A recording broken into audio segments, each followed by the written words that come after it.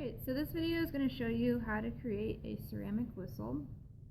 I'm going to start off with a couple different pieces of clay that I'm going to need. First thing you're going to need is a slab, and I've already rolled this out on the slab roller. You're going to want a slab that's even thickness. It's not too thick on one side and too thin on the other. So just use the slab roller and you're good to go.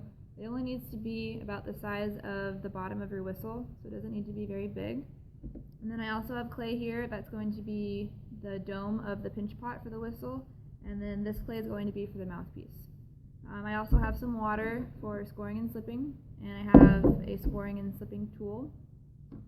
And so before you get started, you already need to know the shape of your whistle. You've been sketching out ideas, and you should already have an idea of what you're going to be making.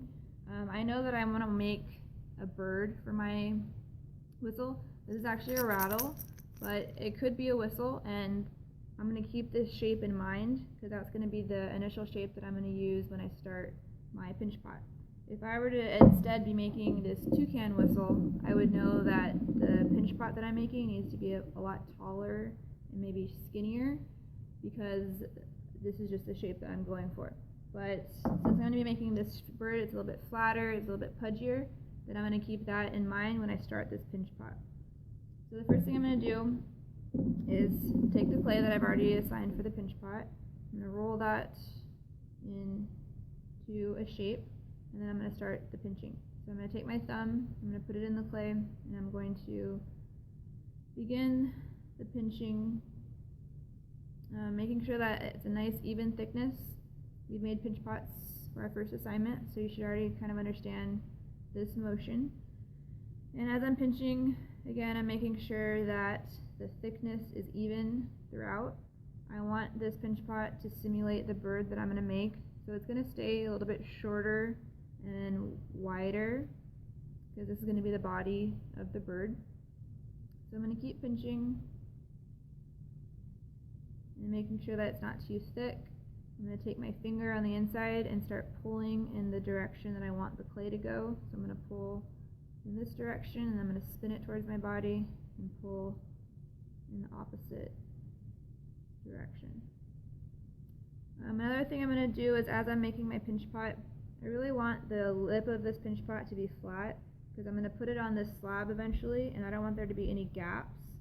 So I'm just going to take my pinch pot and I'm just going to lightly tap it on the table, and that's going to help have a nice flat bottom. So I'm going to tap it a couple more times, and then now I can go back and alter the rest of the edge and just make sure it's nice and smooth and ready for the slab.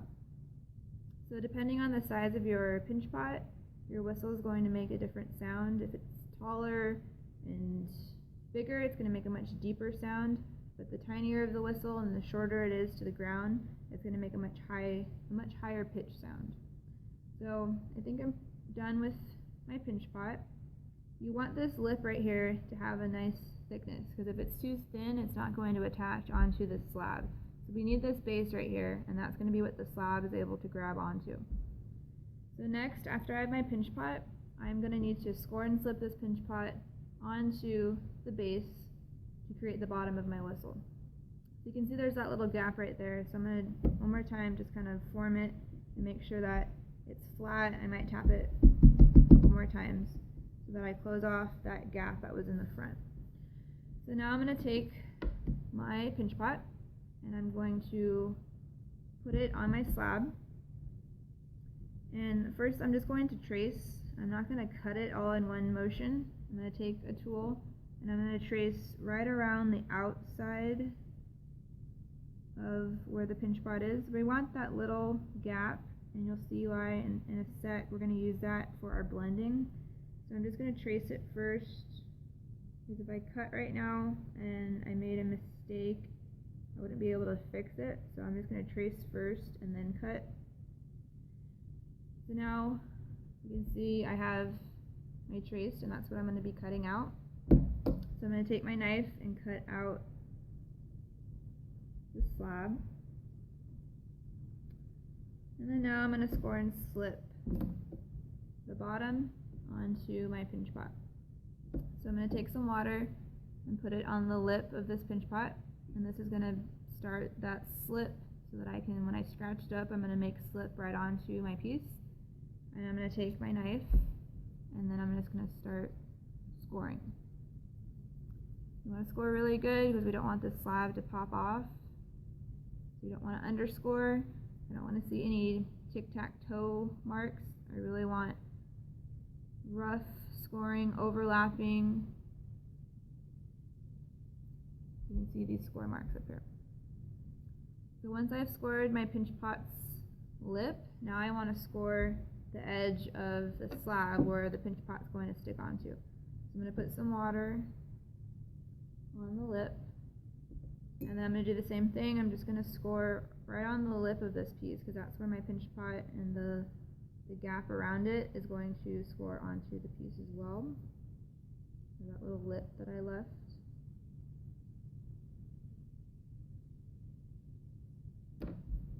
Yep, so I scored my pinch pot and I scored the slab, and now I'm going to place them together. So I left a little bit of room on the edge, and I'm now going to be able to use that little extra clay around the edge, and I'm going to use that to blend up onto my piece to make sure that this is really secured and stuck. So now that I'm sticking it on, I'm just going to take my finger and I'm going to wrap up around the edge. I'm going to use that extra clay that I left as a blending tool. And by the time I'm done with this blending, I should not be able to tell that this was ever two separate pieces. So it's all going to look like it was just one piece to begin with. Okay, so I'm going to go back with some water on my finger and just help seal those up and make it nice and neat. So after we score and slip this slab onto the base, we're going to move on to the mouthpiece. So this is going to be the dome of my whistle. So I have the bottom and the pinch pot. And now we're going to work on the mouthpiece. So I'll set my whistle aside, and then this is the clay that I have for the mouthpiece. So I don't need very much. I'm maybe going to take about half of this. This is all you need. You can always adjust the size of the mouthpiece later. So if you feel like it's too big, you can always cut it down. This is just to help the whistle, and then after it whistles, we can always cut it down and adjust it and shape it. So I just like to start off with a cube. I'm going to tap it and spin on all different sides so that when you're done, you end up with just this cube shape. So this is going to be the mouthpiece. That's where you're going to whistle into. And again, you can cut this down later. You can maybe not make it so cube shape. It's just, for me, it's easier to start with a cube to make the whistle, and then I'm going to sculpt it later. So this is actually a little long. This is going to eventually be the tail of my bird. So I don't really need it to be that long, so I'm going to cut it down just a little bit. If this was the foot to a character, then maybe that would be like the nice right length. So I'm going to cut mine down. Okay, so there's my mouthpiece, and then now I need to score and slip this on to the whistle. So when I score and slip this on, I want to make sure that this is the same, it's flat. So to me, it's helpful if I score and slip it on the table because I know that they're both flat right now. So I'm going to take some water, put it on the mouthpiece, and I'm going to score it up. And now I'm going to take some water, put it on the area that I want to attach it onto.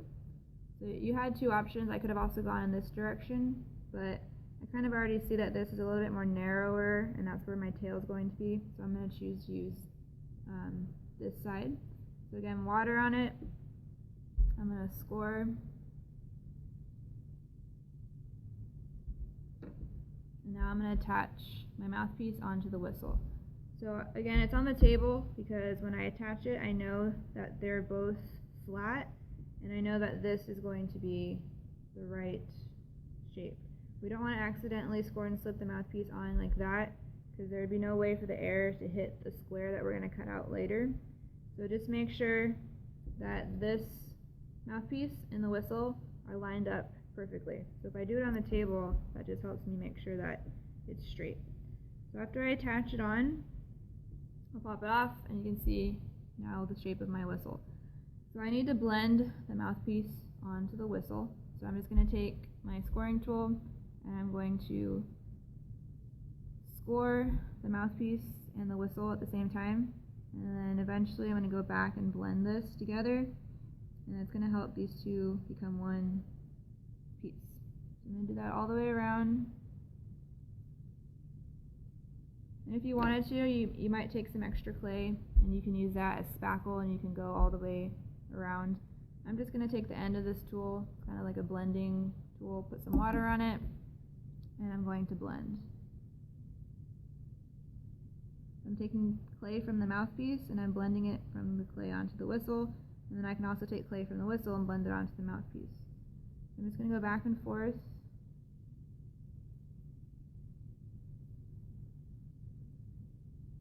And then again, when you're done, it should look like it was all one piece to begin with. So I need to do some touch-ups. A little bit of water on my finger, and I'm going to smooth it out.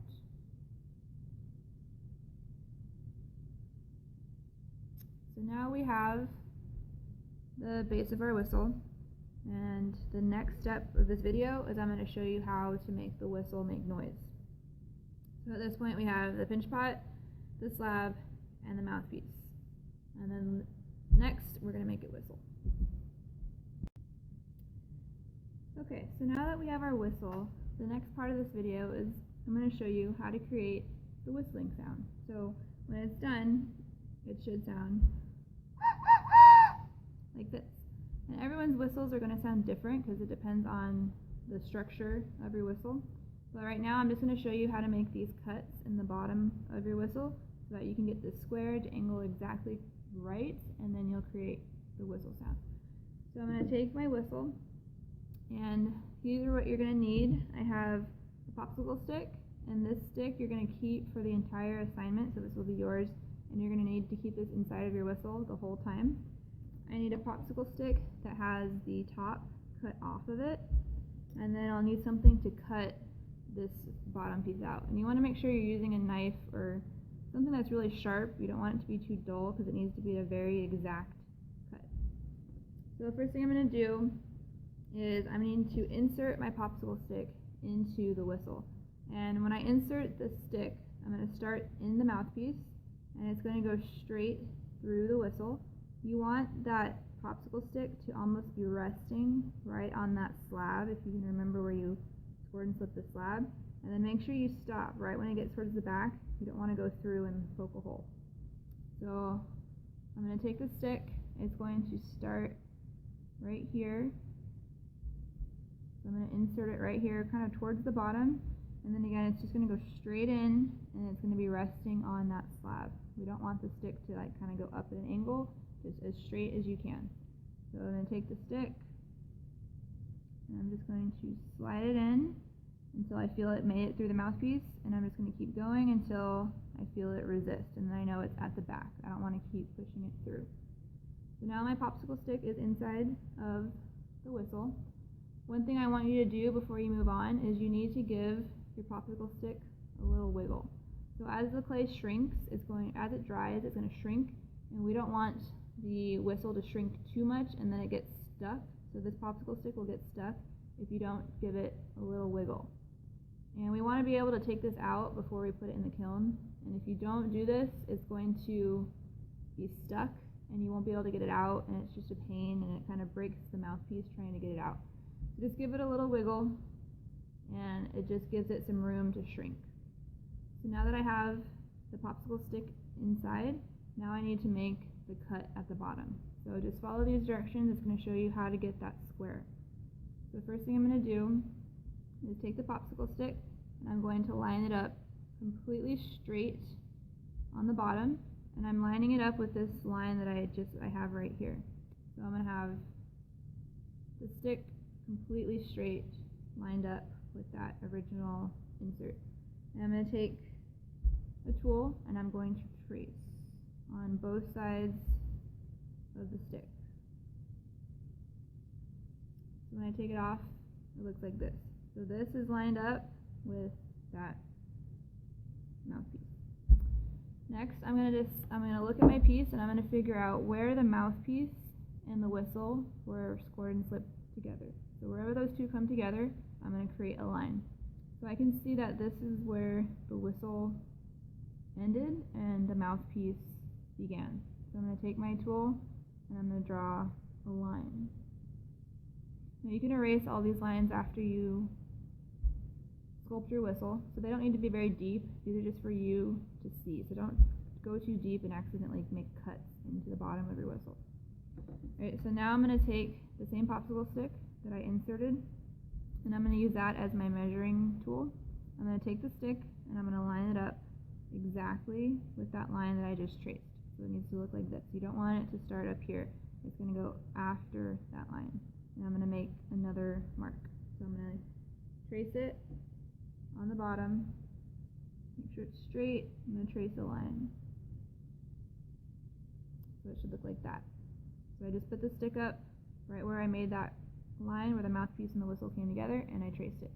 Now you're going to do that one more time. So I'm going to do that again.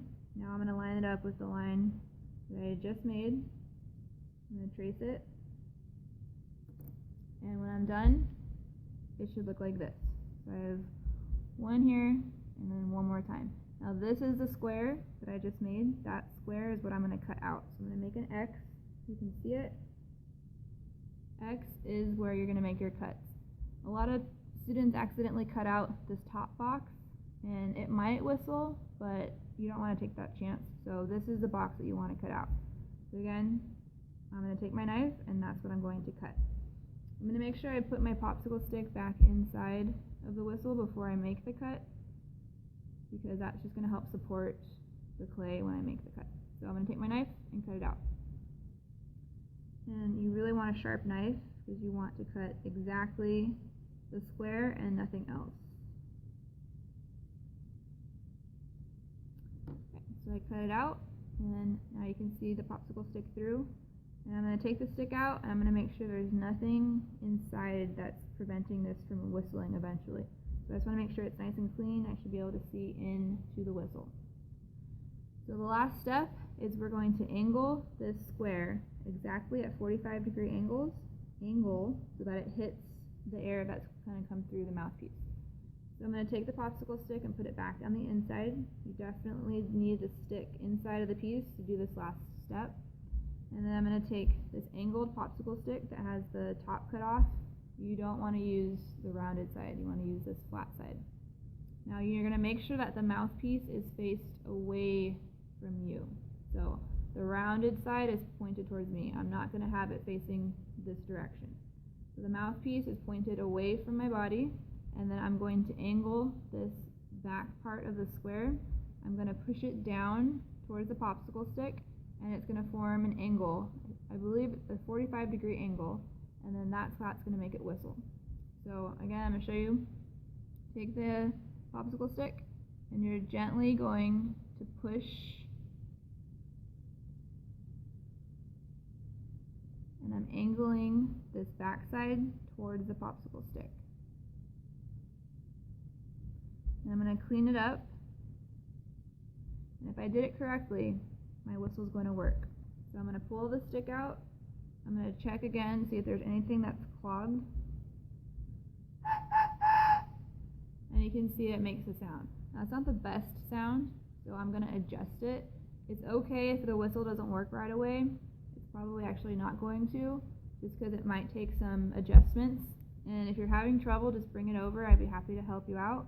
But see if you can try to get it to whistle on your own. That's the fun part, is making the whistle. So again, I'm just going to take the tool and I'm going to angle it a little bit better. I might need to clean it up. If there's anything that was blocking it, that might also be a reason that it's not working. I can take a little bit of clay off from the back side. So I might take a little bit of this clay away, and that also might help the sound a little bit stronger. And that's much better. So what I did was I took a little bit of clay from this and I kind of pinched it out because it was just enough that it was blocking the air from really hitting it as best as it could. So I took a little bit of clay out of there, and now it makes a much better sound. So just play with it. Again, it's okay if it doesn't make a sound right away. It will eventually. It just takes a little bit of manipulation. So now I'm going to take the popsicle stick and put it back inside the whistle.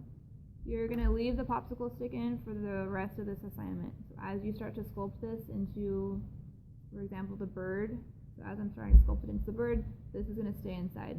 If you want to, you can take it out maybe every couple days and just test it to make sure it still whistles. But the more you take it in and out, the higher chance you have of hitting this little angled piece and it's not going to work and you're going to have to remake the bottom. So just keep it on the inside, make sure it's loose, it's not getting stuck, and then before we put it in the kiln, this popsicle stick will come out and then we'll fire it. So other than that, you're just going to start the next step, which is sculpting. You can cut this mouthpiece down. It's not going to affect the sound, so I could take a knife and kind of cut this if I thought it was too long or too long. I could also take extra clay and maybe add clay onto this if I wanted this to be extended. If I need the foot of my whistle maybe to be longer, you can also add clay onto it. So now that you have your whistle, you're going to just begin the sculpting process, and I'm excited to see what you guys come up with.